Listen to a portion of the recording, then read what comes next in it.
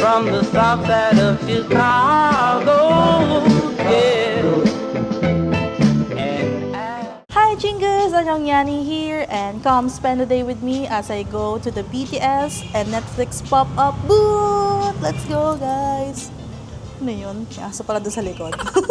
So for today's video, ano ba? Oo, teka lang. Ang kapatid ko kasi guys, sa Greenbelt Shop ako pupunta. BTS photo booth pop-ups pala ang tawag. Sa Glorieta, sa Trinoma, and sa SM Mall of Asia. And since mas convenient sa akin, kasi of course di ako dadayo ng Trinoma, ang layo nun, Quezon City po yun. Mall of Asia, medyo traffic kasi pamuwa sa Pasay.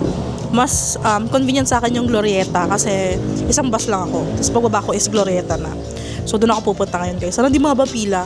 Actually, it's currently 1:35 PM na po, no?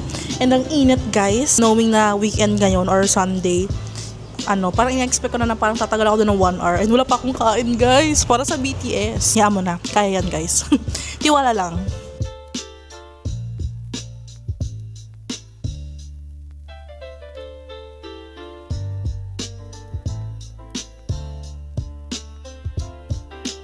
Halito na tayo guys, currently sa bus. Ayan, kukomment lang po tayo dahil nagtipid po tayo at unemployed po tayo ngayon. Hindi ko sure kung pupunayin pa to, pero feeling ko hindi naman. Aalis na rin siguro to maya-maya kasi kakaalis lang nung sa Buendia. Tapos nagkatong Ayala. Paalis na kami guys, and guess what? Wala akong katabi. Ayun na lang akong katabi guys. Ganun ba yun?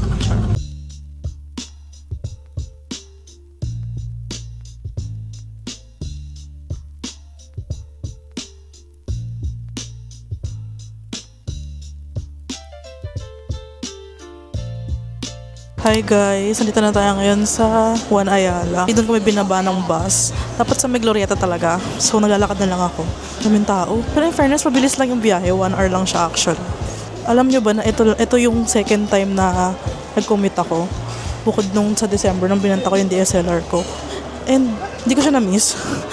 First of all, kasi ang hassle ang transpo sa Pilipinas.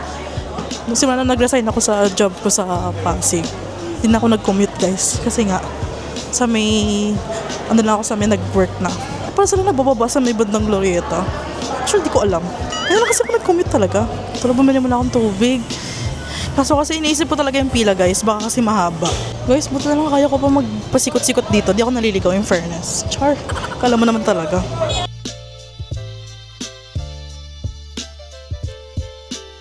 Guys, ang galing. Nalito na pala siya agad. Pagkapasok ko, ito na pala. Sinaswerte ka nga naman. Wala, haba ng pila. Guys, yung pila nandito na. Ayan yung pila guys. Oh. Ayun, pagzilang nyo. Ayun siya guys.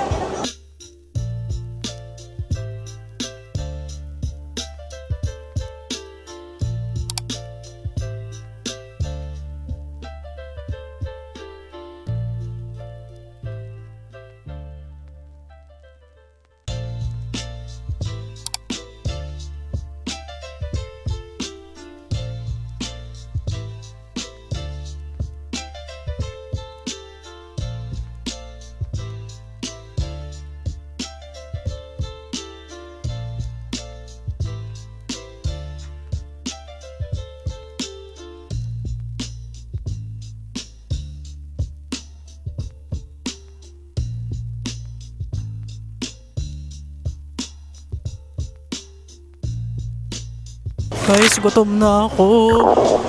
Kakain na po tayo. Ito tayong food court. Grabe, 4 hours akong pumila guys. Para ako nag-omad, wala pa akong kain as in. Isip ko mag World of Chicken na lang. Pero kung may tokboki sa food court, magtotokboki ako. Tapos para makauwi na rin ako guys kasi 7:14 na po, no? Nakakaloka guys, naligaw pa ako. 3rd floor nga pala yung food court. Eh, nasa 2nd floor lang ako. Sabi ko, ba't parang wala? Tapos nagtanong ako sa guard, sabi ni Kuya 3rd floor daw. So akit na naman tayo. Akit panawag ang atake natin. Ayun nga, tama nga si Kuya. Thank you po Kuya guard. Ayan na, ayan na. I'm here, finally. Meet po po is classic chicken po. Ay, ano po? Ah, sauce. Yung Mornay cheese po.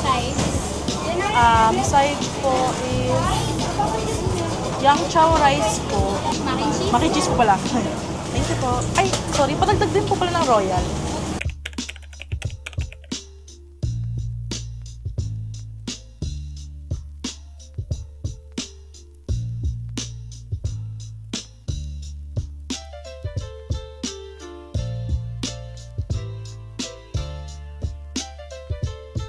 Kakatapos ko lang kumain.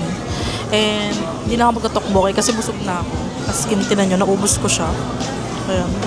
Tap ako ng kape somewhere dito. Tapos uwi na ako. Ito pala yung mga freebies na nakuha ko.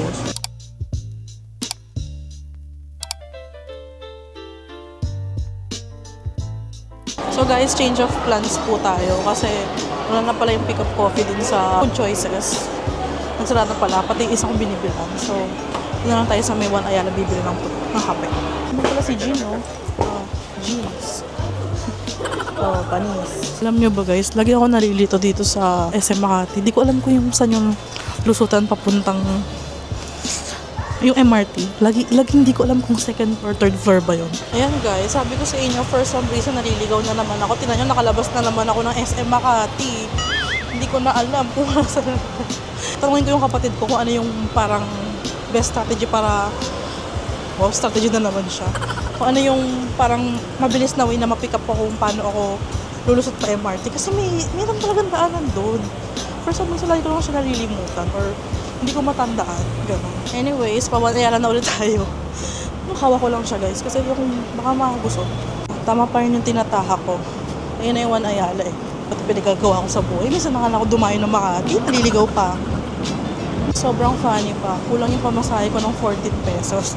Mag-withdraw tuloy ang akla nyo. Uwi na nga lang ako ng Laguna. Nagkakaproblema pa ako. Ay, di pa ba tapos i-renovate to?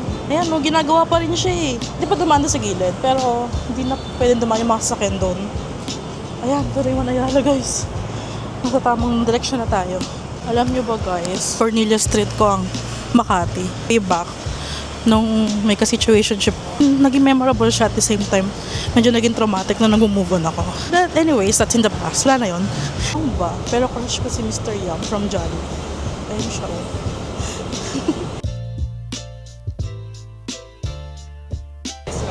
Apo. Mag-core up sis ko lang tayo. Sige po.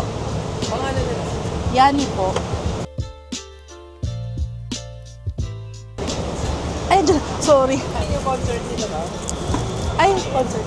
Ay, hindi po yung ano lang, pop-up lang ako.